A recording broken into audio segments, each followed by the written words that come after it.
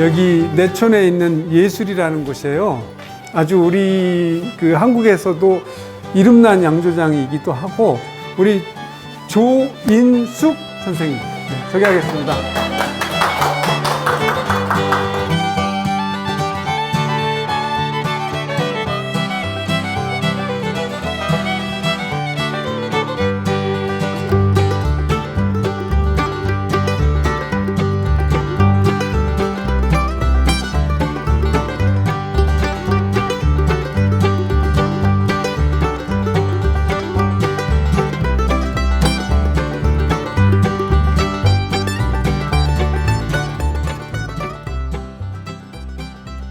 전통주는 쌀을 원료로 하고 있습니다.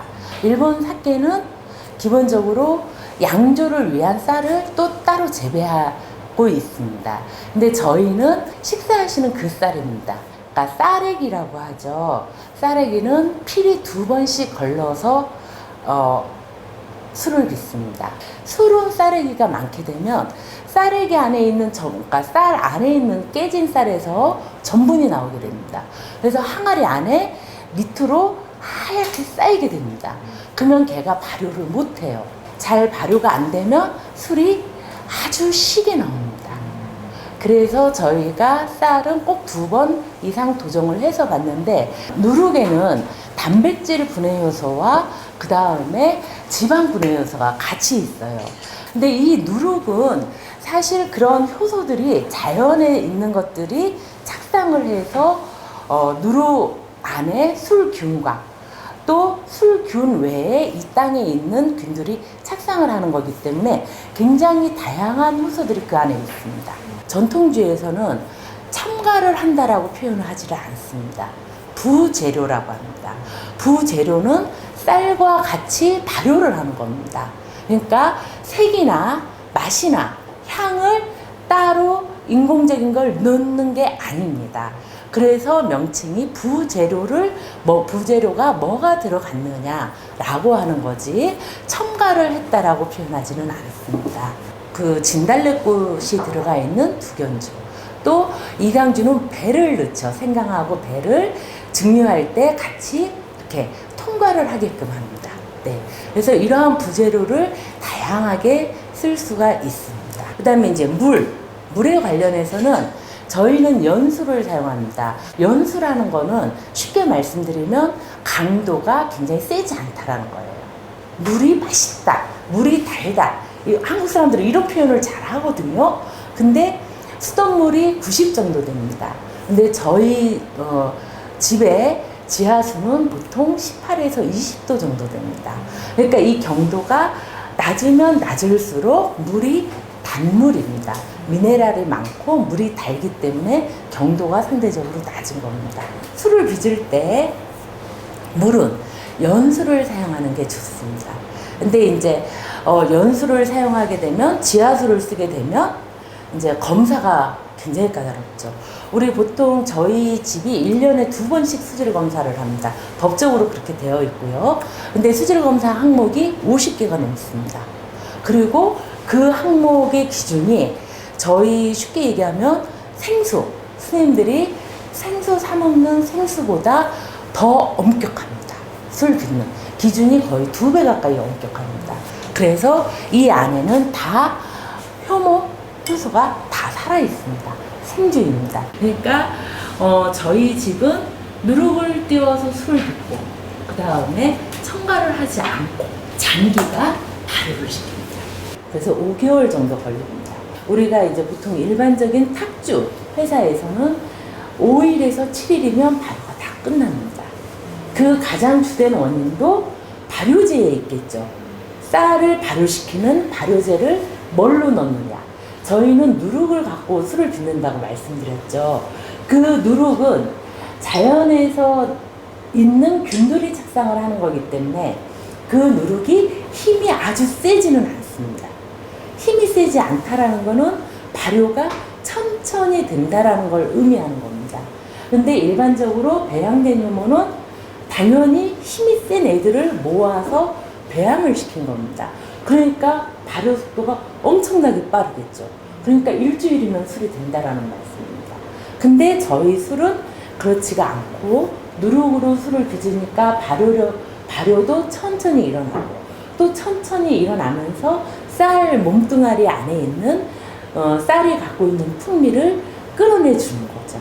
그래서 5개월 정도 걸립니다. 양조장이란 명칭 자체도 일제 때 들어온 명칭입니다. 일제가 들어올 때 자기네 양조장을 이제 같이 들어왔겠죠. 같이 들어오고 집에서 술을 못 빚게 했어요. 근데 자기들의 술을 주세법이라는 거, 이제 술을 판매를 하면 거기에 세금을 붙이기 위해서 주세법이 만들어집니다. 근데 그 주세법에는 자신들이 이제 입국 방식으로 한 술은 청주, 그리고 우리나라 이렇게 전통 방식으로 누룩을 띄어서 술을 빚은 건 약주, 이렇게 표시를 했습니다. 그 주세법이 해방 70년이 지나서도 아직도 안 바뀐 겁니다. 그래서 우리는 요즘 젊은 친구들은 맑은 술을 그렇게 표현을 해요. 맑은 술. 청주라는 말하기가 좀 그러니까 이렇게 수업을 듣거나 이러신 분들은 맑은 술이라고 많이들 표현을 하십니다. 근데 마치 이 맑은 청주를 가지고 애비라 못 부르는 거죠. 네. 지금 현재까지도 그렇습니다. 그래서 이거는 좀 명칭을 이제는 좀 바꿔야 될 것 같습니다. 그 다음에 이제 소주. 원리는 그 증기로 원주를 뜨겁게 가열을 합니다. 그 가열하면 알코올은 80도에서 먼저 끓습니다. 그리고 물은 100도에서 끓고. 그러면은 먼저 알코올이 올라오겠죠. 근데 알코올은 기체 상태에 있습니다. 그러면 이렇게 올라가서 일로 내려오면 이 안에는 찬물이 받쳐져 있습니다. 그러면 이 찬물이 받쳐져 있는 데를 통과하면서 기체가 다시 액체로 됩니다. 그래서 이 밑으로 떨어지게 됩니다. 그게 우리가 얘기하는 증류즙입니다. 이게 500ml짜리입니다. 500, 300. 네. 1차 증류를 하고 나면 얘가 양이 많이 줄겠죠. 네. 그리고 2차 증류를 하면 그 양은 더 줄겠죠. 네. 그래서 1차 증류하고 2차 증류한 애들은 이 온기에 들어갑니다. 그래서 이 온기에서 4년을 숙성을 합니다. 맑은 술만 갖고 증류를 하기 때문에 술을 10항아리를 만들어야 이 증류주 한 항아리가 나옵니다. 53도입니다. 저희 증류주가 53도인데 저희는 상압식이라고 했습니다. 상압은 어떤 의미냐면 알코올이 80도에서 끓어요. 물은 100도에서 끓어요. 이 자체로 증류를 하는 겁니다. 감압식이라는 증류기가 있습니다. 일본에서 사용하는 증류기입니다. 감압은 압을 넣어가지고 낮은 온도에서 끓게 만드는 겁니다. 왜 우리 산에 올라가서 밥 찔 때 위에다 막 뚜껑 돌 같은 거 막 얹어야지 밥이 되죠. 그렇듯이 압을 줘서 낮은 온도에서 증류를 할 수 있게 알코올이 끓고 나올 수 있게 압을 낮춰준 겁니다. 그걸 감압식이라고 합니다. 감압식 소주의 장점은 술이 깔끔합니다. 증류하고 있는 걸 바로 떠서 드셔도 술이 굉장히 깔끔합니다. 안에 있는 원주까지 다 올라올 수가 있습니다. 알코올은 다 끌어올릴 수가 있습니다. 그래서 이거는 술을 효율적으로 많은 양을 빼기 위한 방법입니다. 그게 장점이에요. 근데 단점은 뭐가 있냐? 향은 따라오지를 못합니다. 낮은 온도에서는. 그러니까 깔끔하지만 향이 없는 술이 나옵니다. 일본 여행하실 때 일본 소주를 드셨을 때 향 좋네 이러신 분 별로 안 계실 거예요. 그리고 감압을 했는데 향이 좋네 이러시면 그거는 첨가가 됐다라고 보셔야 됩니다. 네.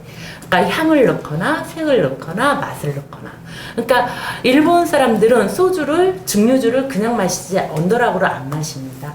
다 얼음 넣어서 그걸 하이볼이라고 하죠. 그 형태로 마십니다. 그러니까 향이 없다라는 게 감압소주의 가장 큰 단점입니다. 상압은 첫째는 높은 온도에서 끓으니까 향이 다 따라 올라오겠죠. 그리고 그 올라온 것들이 이렇게 숙성을 시키면 오랜 시간 지나가면서 향은 부드러워지고 목 넘김은 더 부드러워지고. 근데 상압의 단점은 내려오는 걸 바로 드시기는 어렵습니다. 왜냐하면 높은 온도에서 술을 중류하기 때문에 안에 있는, 저희는 원주를 쌀로 합니다. 쌀로 하니까 그 안에 단백질이나 이런 것들이 높은 온도에서 탄내를 갖고 있습니다. 그러니까 술의 향을 가리우기 때문에 꼭 이렇게 숙성을 시켜서 나가야 됩니다. 대신에 숙성이 되면 그 불향은 빠져나가고 한 6개월 정도 걸립니다. 불향이 빠져나가는데, 그러면 한 6개월 지나고 나면 그 오롯이 얘가 그 원주 또 그 중류하면서 나온 향을 그대로 갖고 있게 됩니다. 그리고 숙성을 더 시키면 이게 다 40도예요. 얘 30 몇 도 정도밖에 안 돼요. 막상 넘기면 아줌마들이 굉장히 잘 드세요. 도수 별로 안 돼요. 이렇게 말씀을 하십니다. 그게 숙성을 시켜서 그렇습니다. 그래서 상압 방식으로 하는 나라는 유럽 대부분의 나라가 다 상압입니다. 그 중국도 마찬가지고. 그리고 감압으로 하는 유일한 나라 일본. 그리고 일본에서 배우신 한국. 네, 그렇습니다. 그래서 상압은 시간이 많이 걸리겠죠. 술이 하나가 마음에 들게끔 나오는데 저희처럼 4년, 뭐 10년, 20년 이렇게 걸릴 수 있고,